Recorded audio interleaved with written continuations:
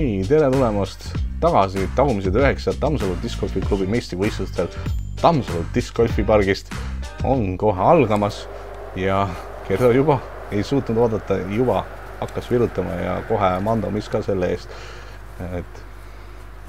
et korv number 10 on siis 73 meetrit, par 3 2 Mandomas, nüüd sellest vaatest näeme seda nüüd paremini, et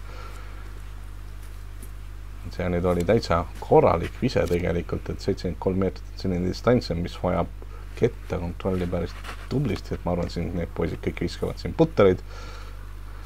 Mine siis see, oi, kuidas ma tahtsin seda all-in-one'i. Ja kui Mandot õigelt poolt ei viska, siis on drop zone, nii nagu õigel rajal kombeks. Ja Ivar front nine'is pani meil mitu sellist ära, aga seekord siis mitte. Ja see oleks Gerdole ta ilusti kannule tõstnud, sest Gerdo on hetkel küll natukene eest ära, aga ma võin öelda, et sel hetkel ka chase kaardist ja isegi kaugemalt olid teised poisid tegemas ikka väga tublisid tulemusi, et Gerdo liid isegi lihtsalt Ivari ees ei olnud üldsegi kindel sel hetkel. Kas ta ka lõpuni on, seda peab vaatama, täpselt nii nagu peab minema vaatama, mis seal Pop-Up Fishingus toimub. Et kui sa kalamees oled, siis mina küll soovitan osta asju sealt, mis Eesti discgolfile nii palju annab, et näeme ju seda logo suht igal pool. Aga korv number 11, par 3, 58 meetrit ja siin on nüüd ka Mando, mis teeb 58 meetrit veel raskemaks minu meelest. Nüüd see sõna veel tuli nii naljakalt välja, et ma loodan, et see kõigile meeldis. Nii, siit tundub ja skip olevat see võib-olla natuke lühike, aga näe, poisid taga plaksutasid natukene. Et see on siis chase card, vaatavad üle, mis siin toimub. Ja kas tuleb plaksutused? Ei tule. Ei, ja nad ei meeldinud. Tervistus ka teile. Nii, siit on veel vaja Mandot mängida, see tundub päris hea, ei, see on ikka puu ees. Minule tundus see puu natukene liiga tegevat, et minust oli selline lähenemise kohta ikka päris hea. Ja ei, sealt ikka need puud ikka häirivad. Et Ivar paneb kiiresti lati alla ära, et nagu näeme, ta läks oma puti korrast natukene ette, aga ta teeb seda oma puti nii kiiresti, et mängu tempot see tegelikult üldse ei seganud.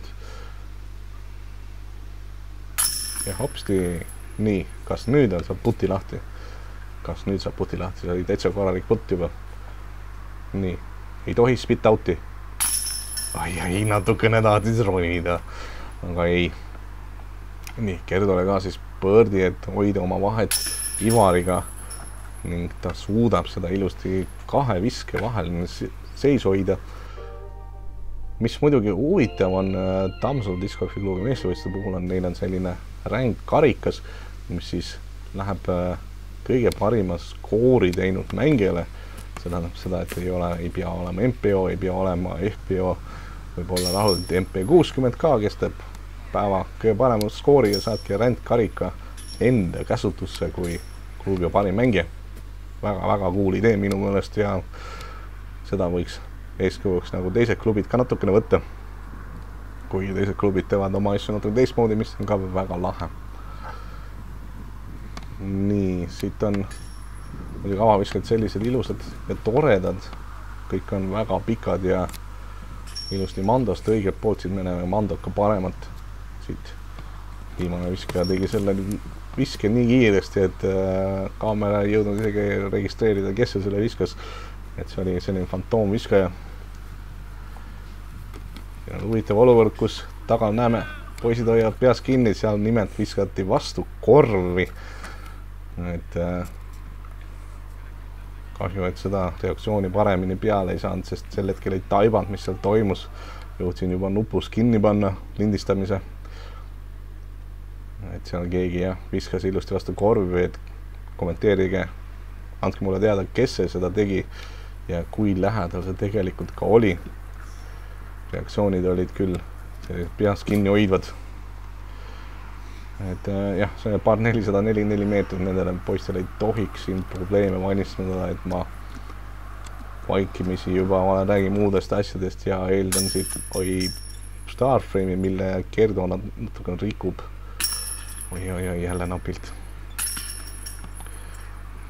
Gerdo rikkus selle Starframe'i ära, mis tähendab, et Ivar on ainult ühe viske kaugusel. Et siin läheb veel päris põnevaks ja tegelikult ei ole kaugel ka siin. Et siin teised poisid eksivad, et siin selliseid radu on küll, kus on OB-d ja isegi saarega rajad on tulemas, kus on võimalik neid viskeid nii-öelda korjata nagu seeni metsast. Nii, see on nüüd väga lai ja väga ilus ise. Nagu me näeme, Chase Cardil ka see väga meeldis. Väga super vise, nii laialt ja nii ilusalt oli seda näha. Tagantkäe poisid lähevad sealt ülevalt taevasse, kust ei ole kettalendu üldse näha. Et ka ilusti tundus korvi all olevat. Ja ma juba natukene ootan. Ja see natukene tahtnuks ilmselt laiavad minna, sest me näeme seda kettalendu väga hästi, et ta peab sinna pilvete varju minema ära. Et siit läks natuke liiga laialt, et siit oli isegi kuulda õrnad, kuidas lehti maha nipsas, et sealt võttis hoogu maha. Vaatame, sealt reaktsiooni tuleb, ei tule. Opa, see oli päris äge putt. Peaaegu oleks sisse keerinud isegi. Gerdo siis jäi küll selle koha peale, et Ivar vaatas küll selle, no mis ma tegema pean, et sulle järgi jõuda. Paned ka sellise putid, paned ära.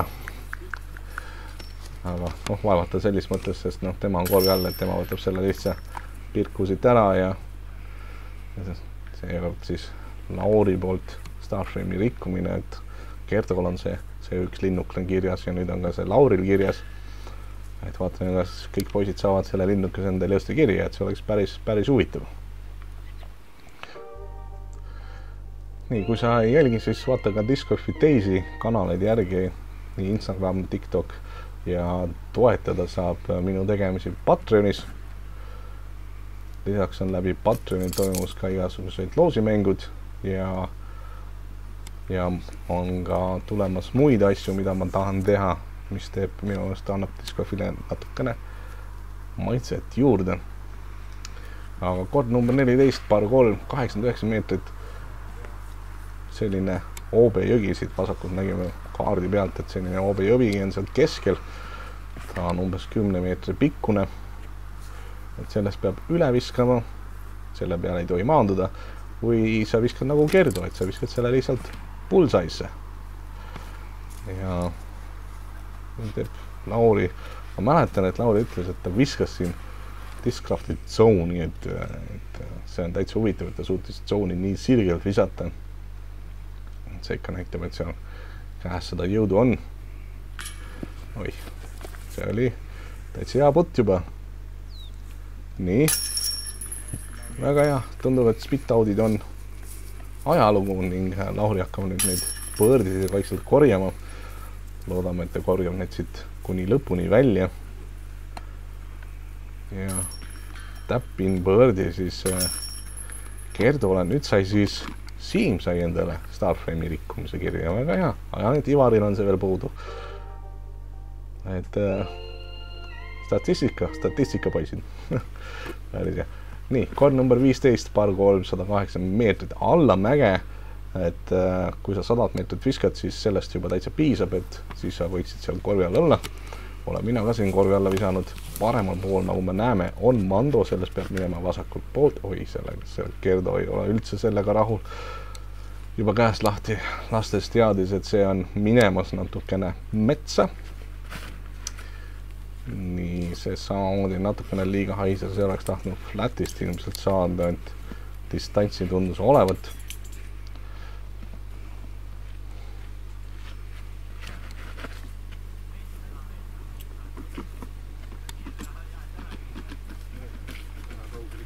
Et siin me nüüd täpselt ei saanud aru, kuhu see maandus, aga ilmselt varsti näeme.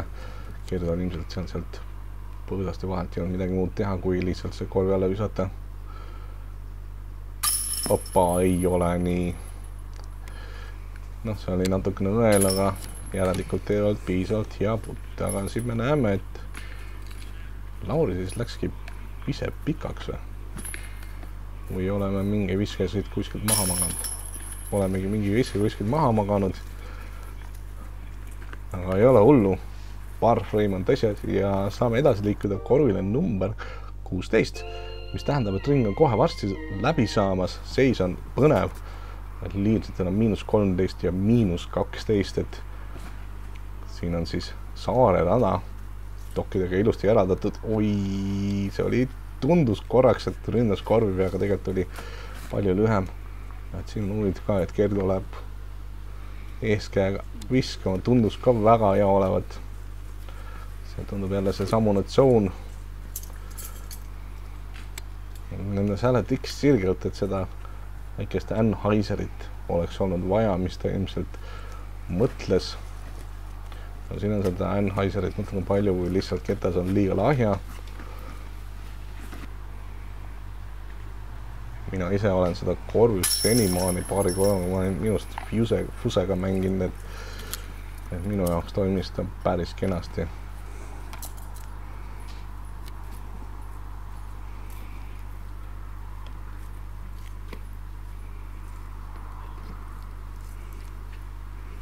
Nii hopsti.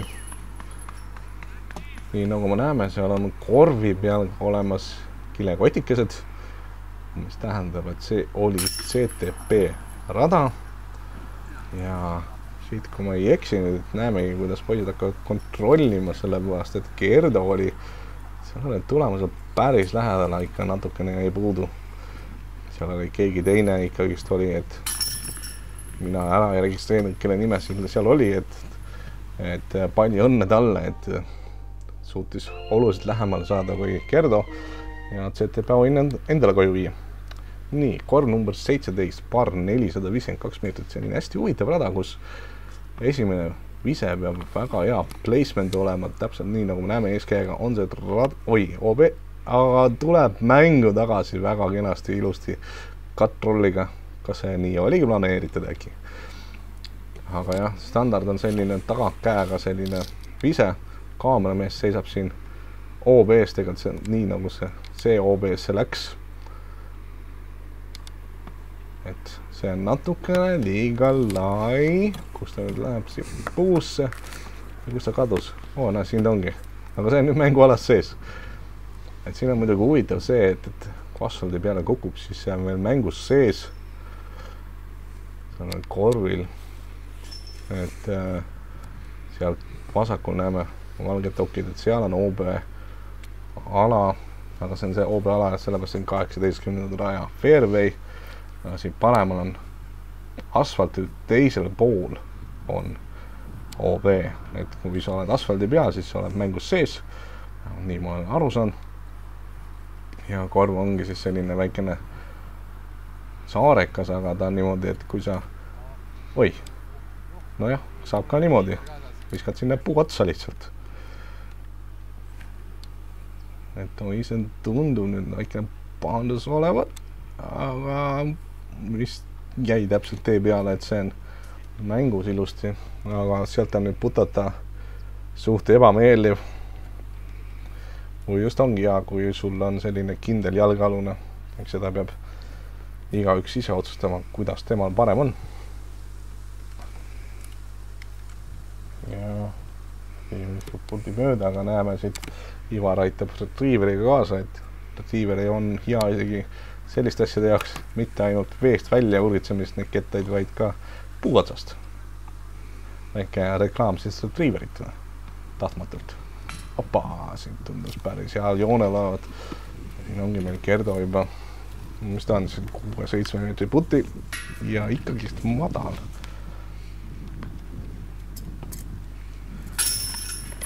Nii, põrdi siis Ivar, mis paneb ta sellisesse seisu, et ta läheb hetkel juhtima.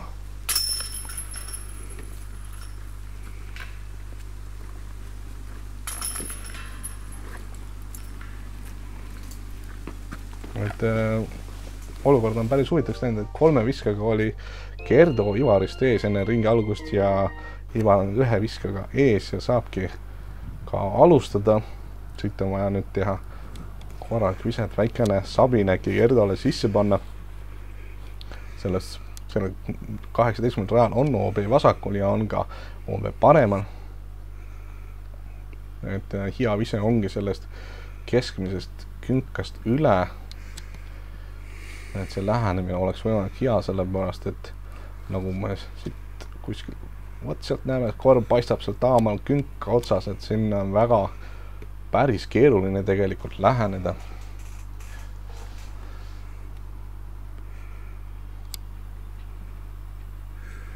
Tundus päris hea vise, aga see natukene feidib varakult ja on ohus, aga on safe siiski.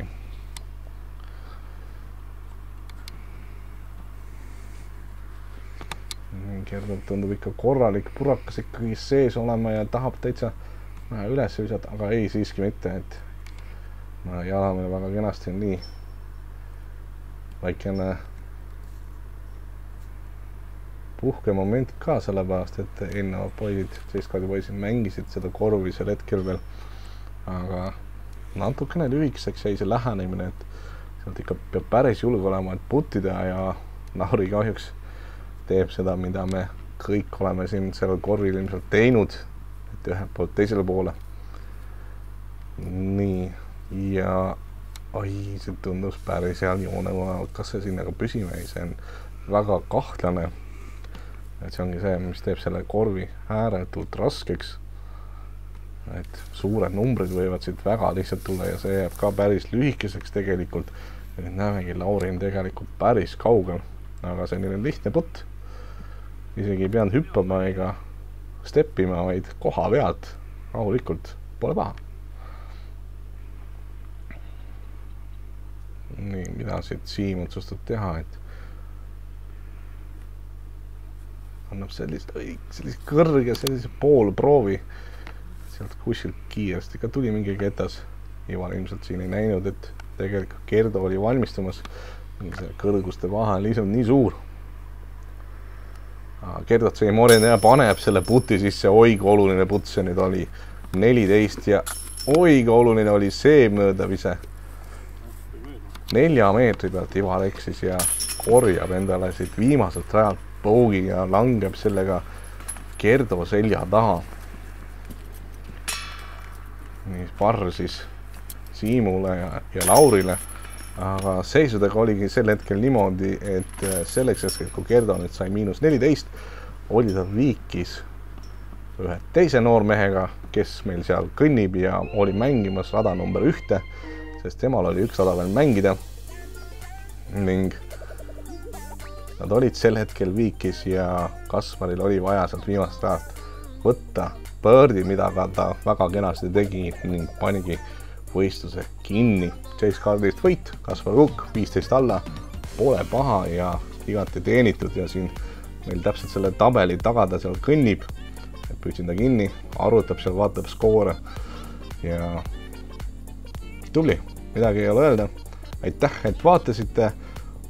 Minust on Tammsalu rada igati tore, selline rada, mis sobib igale tasemele, on siin raskeid korve, on siin lihtsaid korve ning loodan, et teile meeldis see. Kommentaarid sinna, kus nad käivad, siin all video all, like, subscribe, tehke kõik YouTube'i asju, mis vähegi võimalik, toetage Patreonis ning näeme järgmine kord. Tšau, tšau, tšau!